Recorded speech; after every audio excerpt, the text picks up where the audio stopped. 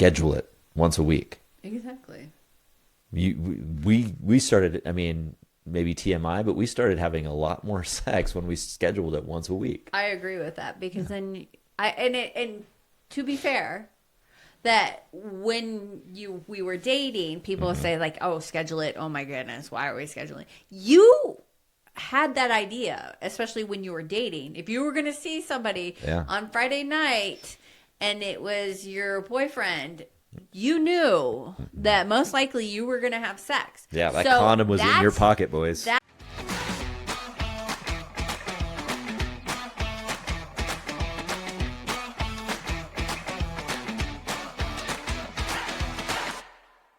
Welcome to Startup Spouses, where we take entrepreneurial couples from their mediocre relationship and make it mind-blowing.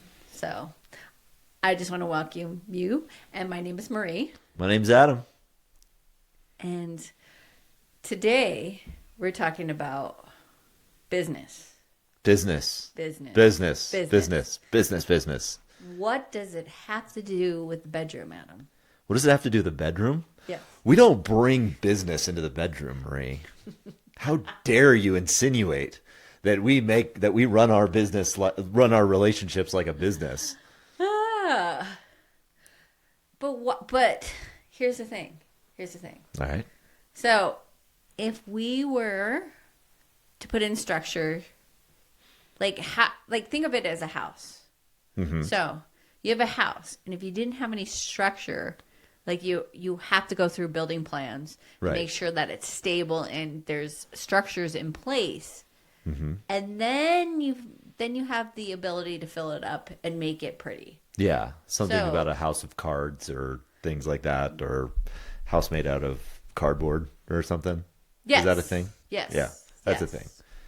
So here's the question. Why don't you build your relationship that way? Like a business? Yeah. Yeah. Like having some structure to it. Yeah, yeah. Well, Some rules, some regulations. some regulations around our business, huh? Yeah. Well, I think that's the funny thing about rules, and I think getting into this topic today is a really good one because we tend to think about our relationships, and we've talked to so many couples about this. I mean, like high achieving couples, like where either one or both are like, just trying to build something fantastic in their business, but in their marriage, it's like, no. I don't want to have a meeting with my wife or my husband because, well, that's going to be too cold. It's going to treat our marriage like a business.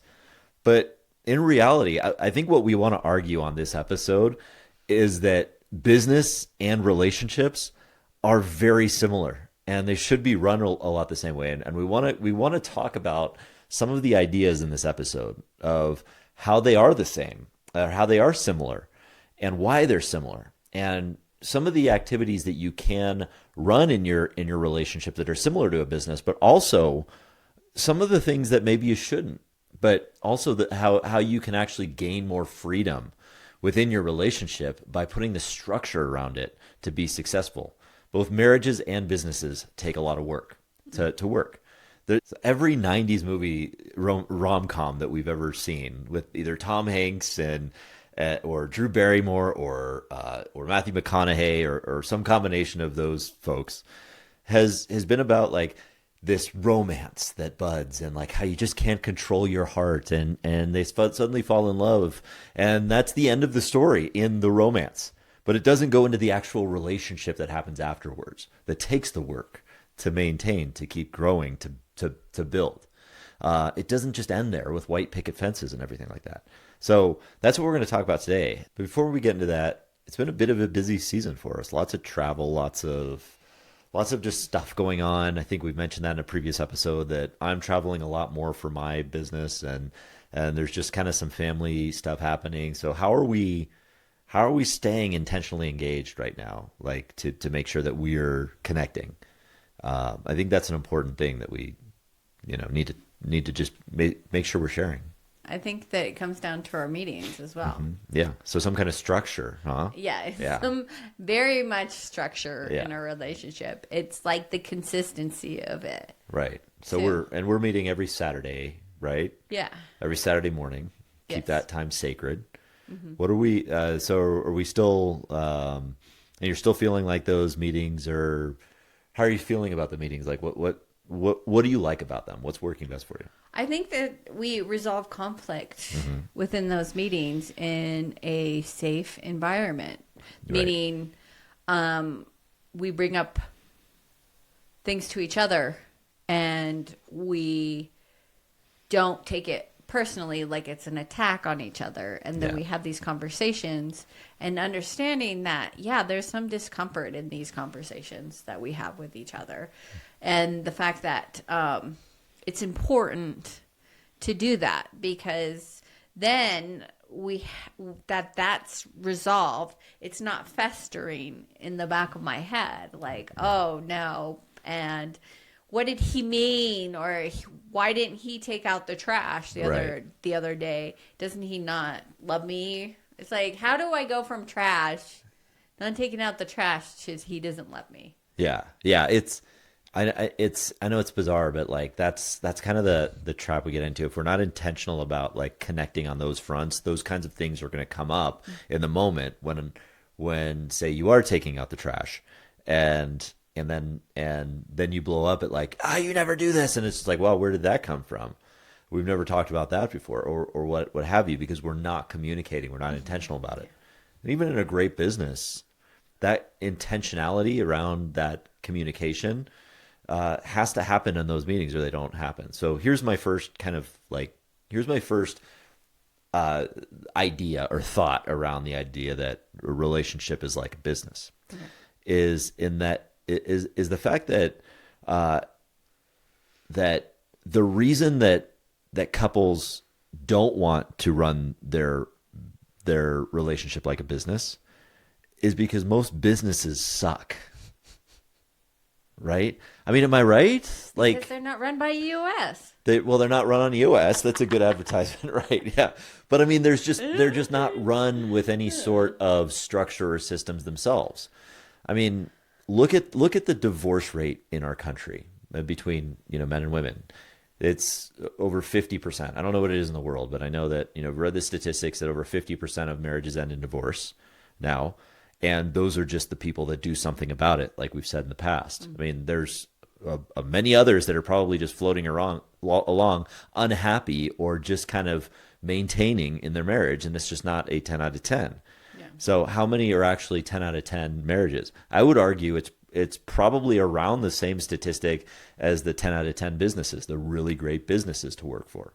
And what is the common theme there? That's what I think we need to attach to, is not this idea that you need to run your marriage like a business that's a crappy business because you're working for a shitty boss or whatever. It's about running your business not like a mediocre business. Run it like a great business. Run it with the same level of intentionality. So what you're saying is run your marriage like Apple, or... I don't know about Apple. I mean, there's some... Well, okay. So if you take the 10 out of 10 businesses. Right. I think here's the thing. I mean, it doesn't have to be the company that has the largest market cap. And I would say when I'm talking about a really great company, and here's what I'm going to say that's maybe a bit controversial about great businesses, but I believe that any business that is that you have on a publicly traded stock ticker, it's very likely they're not a great business. And I know that that's going to be controversial to say, even like Apple or things like that. Yeah, they make a shit ton of money. They have a huge market cap, and they're responsible for a large portion of what we would consider, which again I believe is incorrect, the foundation of how we measure our economy, which I think is wrong. But the 80% of the businesses out there that are responsible for the majority of the U.S. GDP are privately held businesses that aren't tied to short-term results. I wouldn't even tie your marriage to a short-term result. Like, hey, are we going to qualify the quality of our marriage by the short-term results or the long-term that we're in it for, right? The long-term vision that we have. Yeah. So I would say that I think that's an important question that you asked, which is like what qualifies as Apple or whatever. because I think that a great company in this instance would be a company that is more concerned with the long-term outlook of just the greater good. And I believe if you're tied to short-term results, you can't be aligned with the greater good. Yeah. Prove me wrong there, folks. I don't know. But yeah. So basically the title should be run your marriage like an awesome, cool, great business. Yeah. Like not a a mediocre, maybe going out of business next week, sort of like a rug. Like what is it? Carpet? Is it like Carpeteria? No. Oh man, I remember the like smell of that place. The furniture business places. Oh yeah, they're always going out of business. Always going out of the business. Yeah, yes. they're always going out of business. Yeah, something like that. So we're not talking about a business that's going under, but no. Well, first of all, I mean, what you just put into my head there, the carpet business, that just put a smell into my mind that brought me back to childhood trauma of walking around those places like on a Saturday morning. Man, how did we spend our time as Generation X? That was terrible. But anyway, yeah, I would say, I mean, yeah, I think that's like, it's an important thing to qualify there is what do we consider, what are the attributes that would make a great business and a great relationship? I think that's a good starting point to talk about on this. I agree. So, so what are your thoughts? What makes a great business and a great marriage, and from your standpoint? Well, of course, communication. Yeah, communication. Yep. Yeah. So, what are some of the tools that a great business, like if you have a great business that communicates well, what are they doing? Well, I feel that everything's being outlined. Like everybody's position in the company is outlined, and the people who are in their right spots are doing what they're supposed to be doing, and all their job requirements are outlined, and there's a process to it. So, wow. So are we putting an organizational chart together for a marriage? Organizational chart. That is interesting. Yeah. But are we organizing who does the dishes on one night? Yeah. I mean, it could be, right? Yeah. I don't know. I mean, but I think what you're touching on is not just communication, but also clarity. Yeah. It's like clarity of expectations or what you want. And I mean, I don't think maybe nobody wants to do the dishes, but if you have that level of clarity of what the expectation is of, hey, your role's for Tuesday and Thursday and whatever to do this, and I'm taking care of the kids. And if you're outlining that, then great. I think another great way of communicating is maybe even identifying those things in that weekly meeting. I think a weekly meeting is great for that. And especially a structured meeting, not a gripe session. That's not what a great meeting is, because we all know that really mediocre or even terrible companies run their businesses on too many meetings that should be emails. What we're talking about is a productive weekly meeting. And you don't even have to call it a meeting if you don't want to sound too businessy. Call it a connection rhythm. Call it a love fest. Call it like having coffee. Coffee connection. Coffee connection. Right. Yeah. Yeah. But I think in those meetings, if you can have some kind of structure to it, like we've talked about our connection rhythm that we have as part of our framework for success as relationships. We talk about meeting weekly, meeting quarterly, and meeting annually to talk about things that make a business strong. So yeah, structure it like a great business, like the organizational chart. I mean, those two things I think correlate to it. Yeah, absolutely. What else do you think? To make it like a business? Yeah. To what kind of activities or what are some things in a great business that would make a great relationship? That's a good question. I'll throw a couple out there. Okay. Yeah, I think one is vision. Yeah. I think a great business has a great vision. But not only that, it's not just about vision, because anybody can have a big dream. Right? Yeah. I think that's the foundation of every romantic comedy out there, or everybody that's working a dead-end job that has a dream to get out, but they don't do anything about it. So what's the other part of that? It's actually doing something. It's the other side of the equation. Vision without execution is hallucination, right? That's Gino Wickman, Henry Ford, they've both said that. But but at least having that vision, taking that time between the two of you, the spouses in a relationship, to also build a vision for what your life looks like is very important. Mm-hmm. Because if too many couples rush into the romance and the spontaneity of that new relationship energy without actually coming to realize, oh, we don't have the same vision for what our life is going to be like. Yeah. You want kids and I don't. Or you want to get rich and move to Spain and live on the coast. And I just... That sounds great, actually. Yeah, it does, doesn't it? I know. Like, there's our vision, folks. Yes. But you need to have that combined vision. And yeah, you may not agree on some things, but you need to actually start to build out that vision. And then which is the second... How long is this vision? How long is it? How far out in the future are we focusing on a vision? Is it because some of the day-to-day tasks... Oh, yeah. Day-to-day stuff with the kids, right? Oh, I can't see past that. So yeah, that's a great question. I mean, yeah, does it take time to have a vision too? Yeah. So well, I think going back, questions I have. Yeah, going back to the aforementioned EOS model, which is really kind of how we structured our relationship when we started working on this. I think there's a great model there, which is basically taking that longer term vision, whatever time frame you want to make that, whether it's 30 years out, whether it's 10 years out. We're going to, talk in a future episode about the idea that over the course of a spousal relationship, we've been married for over 20 years, and we're probably on our fourth or fifth marriage at this point together. Yeah. But because there's seasons of it, and a lot of times there's some seasons you can plan for, like we're going to be empty nesters in 18 years if we have a kid right now. Or 18 years. Yeah. Well, you know. No, what I mean. But ours is a teenager, so it's about 4 more. Well, no, years. no. But I'm talking from the perspective of like if you're just starting out. Okay. Like, but you're right. But then, can you say that again? It sounded nice. You're right. Oh, thanks. I know that turns you on.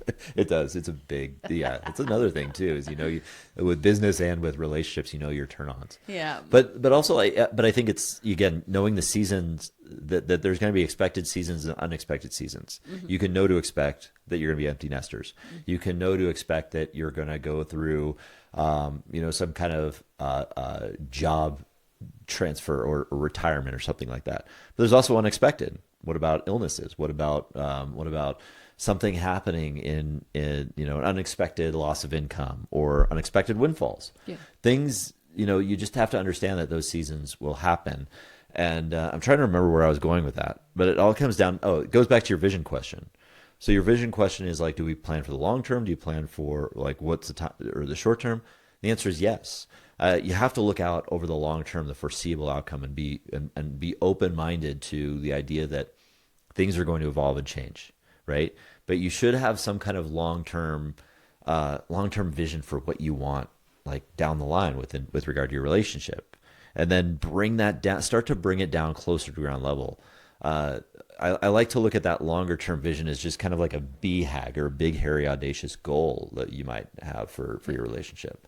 And then narrowing it down to 3 years. And there's a book by Cameron Herold called Vivid Vision, which is a great book in terms of like drafting out a vision for what you want for the next 3 to 5 years. And you can do that as a couple. Bringing that even closer to the ground level. What are your annual goals? Like, what do you want to achieve this year? What do you want to achieve? Like, and then even setting those quarterly things, getting down to the day to day. Well, that's where your weekly, your meeting rhythm, you can start to connect on that. It's like, well, what do we have to do? What do we want to accomplish this week? And that's not to say that you're like always doing something crazy, but here's the thing about why I think that structure and that vision and aligning your communication around being like a business is so important, is because that's the thing. That's the very thing. Even though you reject these meetings or reject making your relationship like a business, that's the very structure that's going to give you the freedom, the flexibility, and the spontaneity that you want in your relationship. That's where spontaneity is going to come from. You want more spontaneous sex in your life? Schedule it once a week. Exactly. We started. I mean, maybe TMI, but we started having a lot more sex when we scheduled it once a week. I agree with that because then and to be fair, that when we were dating, people say like, "Oh, schedule it." Oh my goodness, why are we scheduling? You had that idea, especially when you were dating. If you were going to see somebody on Friday night and it was your boyfriend, you knew that most likely you were going to have sex. Yeah, that condom was in your pocket, boys. That is planned. Yep. You both were planning that. So it was planned back when we were dating, in that you're coming over tonight, correct? Yeah. Yes. What is that? Right. You know, we're talking about having sex. So I don't see it too much differently from even if you're married, you're not married, just having that plan of action and that mind frame already set to, and also how you are approaching a situation, that you already are certain, have some certainty there of how things are going to go. Absolutely. Yeah, that's such a good point. And by the way, don't schedule sex at work. Your HR will not appreciate that, or within your business. That's one different thing that, Yeah. that business should not be Right. scheduling. But that's, I think, an important point though too, is there are things that are different between business and a relationship. Yeah. Well, yeah, of And course. I mean, I think for both of those, for both your business and your relationship, you want to systemize and structure the business or the relationship so that you can have greater freedom and have more spontaneity and open yourself up more to the ideas, or to things that you want. And that's, I think, I believe that that's kind of why, like, you don't want to systemize the spontaneity or anything like that. But you want to open up the space for it. And unless you have that structure around your relationship, you're just not free. You don't have that freedom. It's not there. And then there's a couple other ideas that I have that are close that I believe are similar in terms of a great company, of how a great company is run, and a great relationship people should run. And this next one sounds obvious, but it's love. But it may be different than the way you might think. Love and business? Yeah. Love and business. So so from the standpoint of a company, of a business, a great company is founded by leading with love. I mean, it is. It's leading with some level of greater good in the world. And I would just ask, I mean, like, love is a loaded word. I mean, we can all interpret love in a variety of ways, but what does healthy love look like, Marie? What do you think that looks like? Healthy love is pretty much two people being sound of mind. Like, I feel comfortable who I am, what I want in my life. There's some individuality to me. Yeah. But there's also, healthy love is full of passion as well, too. Right. So it sounds like, and that sounds a lot like self-love, like loving yourself first. Yes. I think that you can. I don't think that you can. You have to really put in the effort and especially if you are struggling with mental illness or mental health issues. I mean, we all are, from the stress of day-to-day living. It's like you have to work on yourself as well too. So a part of that, going into a relationship, if you're feeling sound of mind, is important, because I mean, like, if you don't have a good structure for yourself and good boundaries, then going into a relationship, even, are you going to seek out somebody who has healthy boundaries and, is, I know we're not like perfect or anything, but it's just having those healthy boundaries, having that sound of mind, being able to communicate in a way where, that you can have these set of boundaries and autonomy as well too. Yeah. Well, I like the way they put that, because I feel like Like there's an opportunity when you're focused too much on the idea of love being, you know, less about self-love and more about like people pleasing or doing more for the other. Yeah. Then there tends to be a development of codependence, and that can happen in an unhealthy work business environment and in an unhealthy relationship. Right? How many of you all out there listening have been in an unhealthy dynamic within your work relationship where there's some level of codependence, right? Yeah. You know, where you know, you might be a key person and you also might be highly paid, so you don't really have the free or feel like you're free to leave and kind of get the same kind of thing or whatever. But yeah, self-love is important, but love for the other too, like what, or love for the greater good. And what is it, how does love show up in a relationship and in business, do you think? I think it's freely giving of yourself to another person and wanting to to give to somebody and not expect anything back as well too, because well, I know in a business relationship that we expect to get paid, Right. Yeah. Yeah. There's that difference. There's that difference, but right. also you're doing it because you, for the most part, I want to be in a business that I love, and I'm passionate about. Like Right.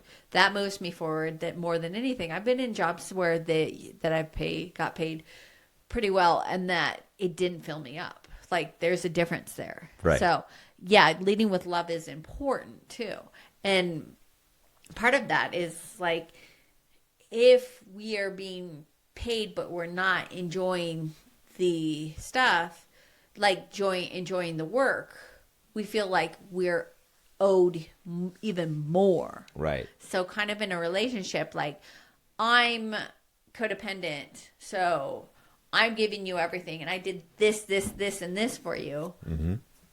So what are you going to do for me? Right. No, absolutely. And so how is that? How do you handle like that? Those are the things in the relationships that do not go well. No, they don't.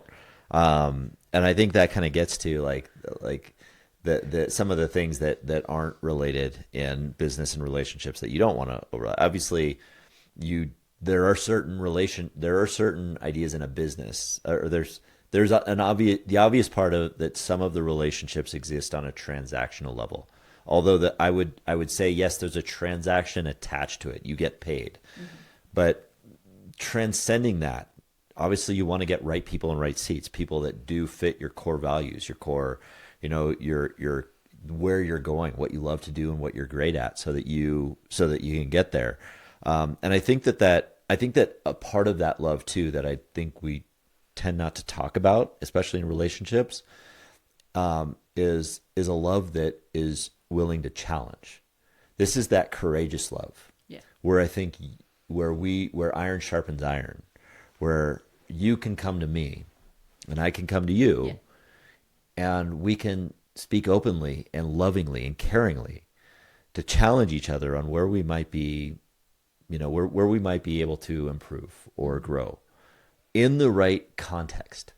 Because this is like, we're not talking about like unsolicited advice here, where you're like, you go to somebody and say, hey, maybe you should just do. But like if there's struggle, like and you come to me and say, hey, I'm just struggling with this thing and like through these thoughts, and I ask the permission of, well, are you looking just for me to support you and just listen? Yeah. Or do you want me to challenge you? And I think that's an important question to ask there, because you know what role you're going to play, because you play both. You play the role as supporter and challenger. But knowing that you have that ability, both from the giving and the receiving end, to challenge and be challenged, I think that's important. And both are necessary. Like, I think in a relationship, you have to be willing with that partner. You have to have the psychological safety to be able to give, to challenge the partner and to be challenged. is if you're not willing to be challenged and you're just venting all the time, I'm just going to say this out loud. That's not fulfilling for the other partner. No. Because we want to be there to be a sounding board. Mm-hmm. We want to be there to support you through that. But I'm just going to say it after a while, after repeating and going through the same cycle of something that's not changing and it's pain, we don't want to live there forever. We want it to change. So either you're going to change it or I'm going to challenge you to change it. That safety has to be there for that. Yeah. Right? Agree. Do you agree? Yeah. Yeah. I don't know. Am I off base there? No. What? Okay. All right. Yeah, good. Exactly. Awesome. I want you to challenge me on that. See, it's open. Oh, wow. Yeah. If you need me to challenge, if I need to be challenged. That's a good question. That's okay. Yeah. But I also think that as part of that, openness and honesty is important. Mm-hmm. And that requires the psychological safety. Openness is basically what you're willing to receive. It's you opening yourself up to receive vulnerably, what feedback or whatever. Then honesty is what you're giving and the willingness to do both. Yeah. Yeah. Yeah. I agree with that. Yeah. I think that you said a lot of it. Like, I did? Yeah. Did I say too much? No. Yeah? No. All right. Well. Just, I think it is really important to be open and honest. Mm-hmm. And having the safety there. Absolutely. It's an important part of both a relationship and a business. Yeah. So I think there's similarities there in terms of what makes a great business and a great relationship. And I think it can start with something as simple as just like the communication in a weekly meeting rhythm. But what else? Is there any other kind of activities that work in business, like that you could practice that work in a relationship? Oh my goodness. Can I not think of anything? Can you not? I don't know. Like scorecards, KPIs. KPIs. You want to change the language of some of these things, but I mean, and obviously tried with care. You don't need to start the whole thing, but I think the point is that there's a lot more that combines a relationship and a business. There's a lot more businesses out there or companies that don't align with your values or things like that. And I think when we think about the idea of, I'd never want to make our relationship run like a business, we're just simply thinking about those businesses that are terrible, that are not great. The companies, the bad bosses that we've had, the late nights of doing things for other people where we just feel like unloved or unappreciated. Yeah, especially underappreciated. And why am I doing this? Yeah. It's like, where's the greater good of a company? Where's the greater good of a relationship? Right. If you're so focused on the day-to-day tasks, right, of in and out, I'm sorry, it's so boring. Like, yeah. So you're like, I'm like, I gotta go pick up the kid from school and then drop him off here, and we gotta go there, and then I have to make dinner, and then we sit down for dinner, and then it's time for bed, and it's like this whole da da da da da da da da da da da. It was like, well, what are we doing? Yeah, and why are we doing this for? And then you get to their teenage and when they're about to leave, and you're like, poof, yeah, that's gone. What do we fill that with? Absolutely. And I think that's where I think that whole idea that you just summarized, summarizes the whole fact that of why most relationships don't make it and most businesses don't make it. Yeah. And it's because they're not running on the right structure and the right systems. And if we can do that, again, you're going to free yourself up. So what are some of those things then that we shouldn't treat like a business, though? The bedroom. Obviously the bedroom, yeah. I mean, there's some, I think there's merit to the idea of like scheduling sex once a week, right? Yeah. But I think the idea of like spontaneity. Yeah. Romance. Yeah.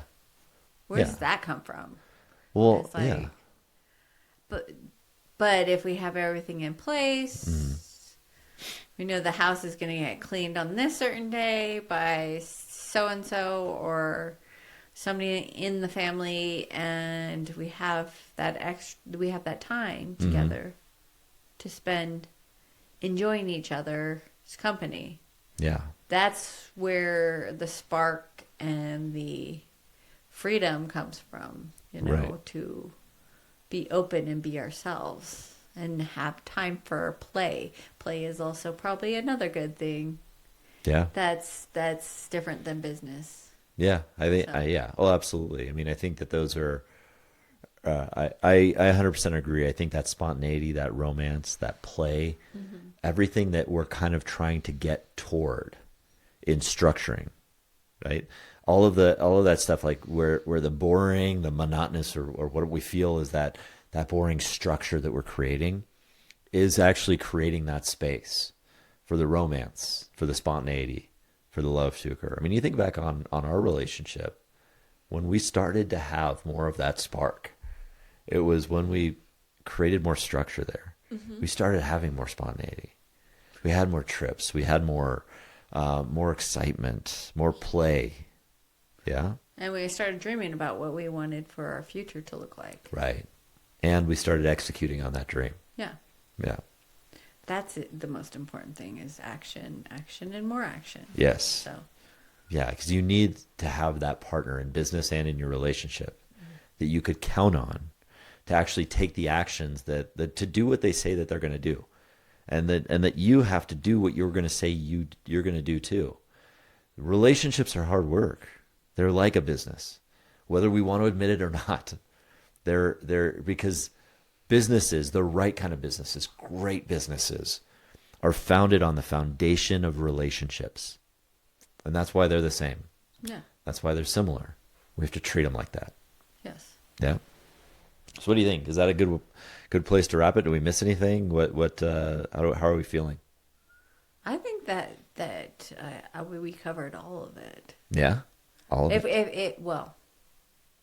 if something was to come up, then Yes. they would have to listen back for another episode. That's right. Yeah. Just in the comments or 'Cause reaching things out. are always Yeah. changing and evolving. So. Absolutely. Yeah. Yeah. And if anything does come up, if you're thinking like we left you with a question here, or we are, or we, or you want to challenge us on something, yeah, feel free to shoot us an email. We're trying to throw out our best ideas of what's working for us, what's worked for other couples, what's worked for the businesses we've ran. Yeah. And that's what we're trying to provide is those tools that have worked for us. And maybe it's not your jam. Maybe you feel like I'm not going to run my relationship like a business. That just sounds too cold, too calculated, too whatever. Well, you don't have to take that. But at least take some of the ideas we've said here and just put some thought into it. Because I think it might just change the way you look at your relationship for the better and free up some space for that romance to light back up. Yeah. Or you might find out that you're already doing all this stuff in your relationship too. Yeah. Yes. So, well. Or you can check back and find more tips and tools that we can help you on building your relationship too, as well. Absolutely. Yes. And if you enjoyed this episode, well, please, or you feel like somebody else could benefit from it, then please share this episode with that friend and spread the word, because we want to spread the word of how you can actually strengthen your relationship and build from mediocre to mind-blowing, to build that 10 out of 10 relationship. Help us spread that word. And if you like this episode, please subscribe, give us 5 stars, do the things on the places to make sure that we're being seen. And we would be very grateful. And catch us next episode for Startup Spouses. Thanks for joining us today. And we'll see you next time.